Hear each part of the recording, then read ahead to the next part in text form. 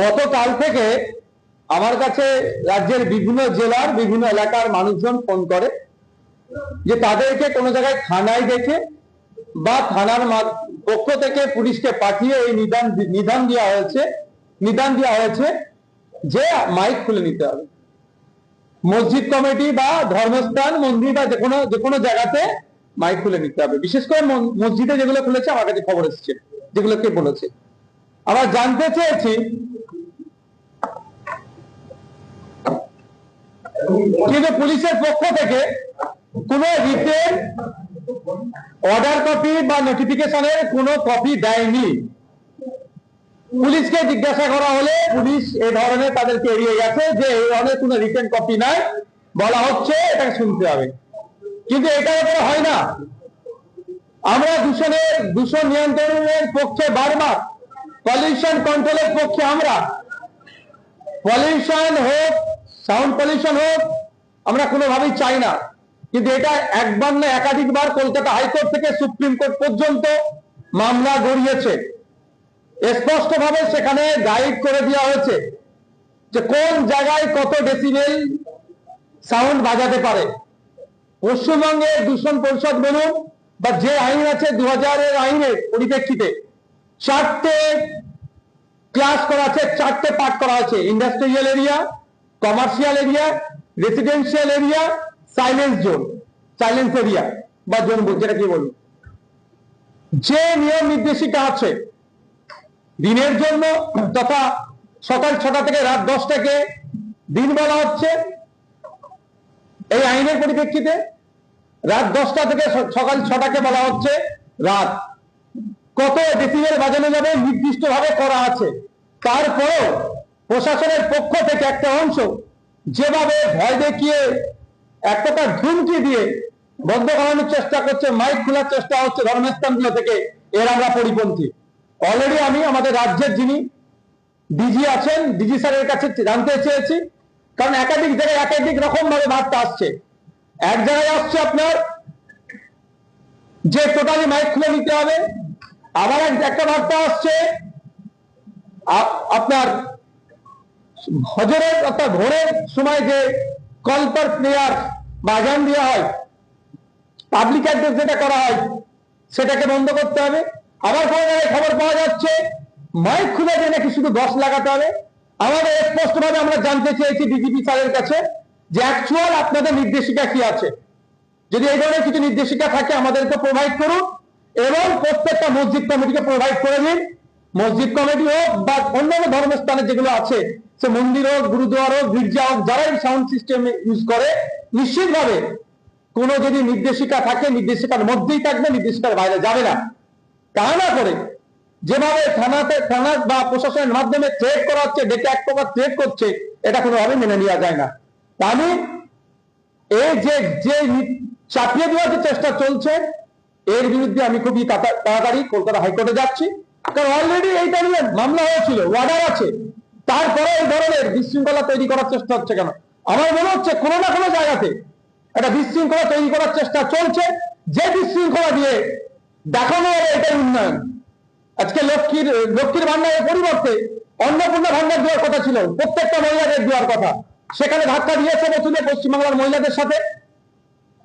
আর এই মাসে অন্নপূর্ণা যোজনার যে প্রকল্পের টাকা এখনো পর্যন্ত পৌঁছাতে পারেনি। শুধু তাই নয়, দিল্লির মতো পেট্রোল ডিজেলের দাম হওয়ার কথা বলেছিল, 450 টাকায় গ্যাস পাওয়ার কথা বলেছিল, 200 ইউনিট বিদ্যুৎ ফ্রির কথা বলেছিল, যে কোনো প্রমিস করেছিল, ম্যাক্সিমামটা ফেল করছে। তাহলে জনমানুষের যে ক্ষোভের সঞ্চয় হয়েছে, ক্ষোভের সৃষ্টি হয়েছে, আমার মনে হয় কোনো না কোনো, সেই কখন তাসনিমাকে ডেকে নিয়ে সেই ক্ষোভটাকে প্রশমিত করার চেষ্টা করেছিল। সমগ্র মুসলিম সমাজের মানুষ তাসনিমাকে পাত্তাই দেয়নি, সেটা ওষুধ চাইতে কাজ হয়নি। তাহলে আমার মনে হচ্ছে নতুন করে একটা বিশৃঙ্খলা তৈরি করার জন্য অপচেষ্টা চলছে। শুধু তাই নয়, আর্টিকেল 14, 19, 21, 25 থেকে 28 সরাসরি ভায়োলেশন হচ্ছে, এটা চাপিয়ে দেওয়ার জন্য। তাই এটাকে সামনে রেখে আমরা কলকাতা হাইকোর্টে যাচ্ছি, আইনি লড়াই হবে। মুসলিম সম্প্রদায়ের মানুষকে বলবো, কারো প্ররোচনায় পা দেবেন না। আইন বিচার ব্যবস্থার প্রতি আমরা ভরসা ছিল, আছে, থাকলে আমরা আইনি লড়াই করব। আইন যেটা ঘোষণা করেছে, সাইলেন্স জোনের জন্য যেটা আছে, রেসিডেন্সিয়াল জোনের জন্য যেটা আছে, কমার্শিয়াল জোনের জন্য যেটা আছে, ইন্ডাস্ট্রিয়াল জোনের জন্য যেটা আছে, সে তার মোতাবেক আমরা চলবো, তার বাইরে আমরা যাব না। देखा जा रहा है अलग अलग जिलों से ये तस्वीर आ रहा है कि जो मस्जिद है उससे माइक को दान किया जा रहा है, तो कहीं ना कहीं आप डीजीपी को भी एक लेटर लिखे हो, इसके बारे में क्या कहना है? देखिए, यस्टरडे से मेरे पास बहुत जिले से फोन आया, क्या बोला कि पुलिस ने उनको बुलाया, मस्जिद कमेटी को बुलाया, बुला के माइक्रोफोन को हटा दो, लाउड स्पीकर को हटा दो। तो उन लोग जब पूछा पुलिस को कि क्या ऑर्डर किया है, नोटिफिकेशन किया है, किस ऑर्डर के बेसिस से हम लोग को बोल रहे हैं, कोई नहीं देखा। बोले कि हम लोग बोला तो हो गया, लेकिन हमारा बात ऐसे यही है, अगर उतारना है तो रिटेल पूरे कोई आपका ऑर्डर देना होगा। दूसरा बात है तो पुलिस आके उतार दो। हम आदमी को ऐसा ही बोला, अब तहसील में लड़ाई में मत जाओ, क्योंकि अभी बीजेपी पीछे है, बंगाल में सत्ता में है, लेकिन जो प्रॉमिस किया फुलफिल नहीं कर पाया। जैसे लक्ष्मी भंडार को हटा के अन्नपूर्णा योजना से जितना लेडीज को मिल रहे थे, वोमेन को मिल रहे थे लक्ष्मी भंडार, उतना नहीं मिल रहा है। फिर आज कितना तारीख हो गया, 4-5 तारीख हो गया, इस महीने का भी नहीं, उनको नहीं मिला।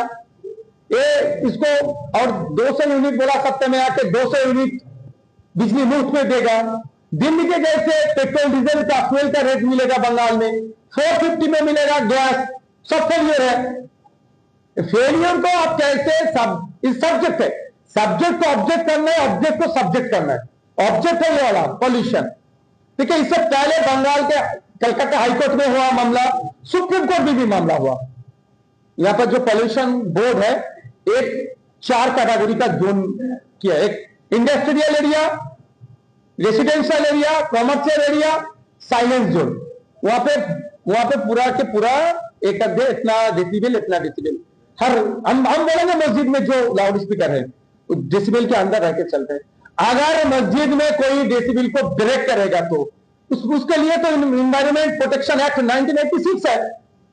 अब उसमें आप डालो ना। नहीं, अभी कुछ दिन पहले तस्लीमा नसरीन को लेकर आया था मुसलमान को भड़काने के लिए, मुसलमान ने उनके तरफ नहीं मुड़ के नहीं देखा, इग्नोर कर दिया। अब जो प्रॉमिस किया है वो फुलफिल नहीं कर पा रहे, तो सभी ने जब क्वेश्चन उठा रहे हैं यहां पे, कुछ तो करना होगा। हम इसके खिलाफ कोर्ट में जाएंगे। डीजीपी सर को हम मेल किए हैं, क्या आप कोई ऑर्डर दिए हैं? अगर दिए हैं तो ऑर्डर का कॉपी हम लोग को दीजिए। और जितना मस्जिद में हर मस्जिद का इमाम साहब चाहे कमेटी को बुला के बोल रहा है कि ये बंद करो, वो कमेटी के बाद भेज दीजिए। अगर कोई ऑर्डर रहेगा तो कोई दिक्कत नहीं, उतार देंगे। बेकार ऑर्डर के आप बोल रहे फोर्स कर रहे हैं उतारो, ऐसा नहीं चलेगा। इसके खिलाफ हम कोर्ट में जाएंगे, क्योंकि डेमोक्रेटिक कंट्री है। आर्टिकल 14, 19, 21, 25 लेके 28 तक अब देखिए जो राइट दिया गया है हर सिटीजन को, उसके ऊपर दबाव हो रहा है।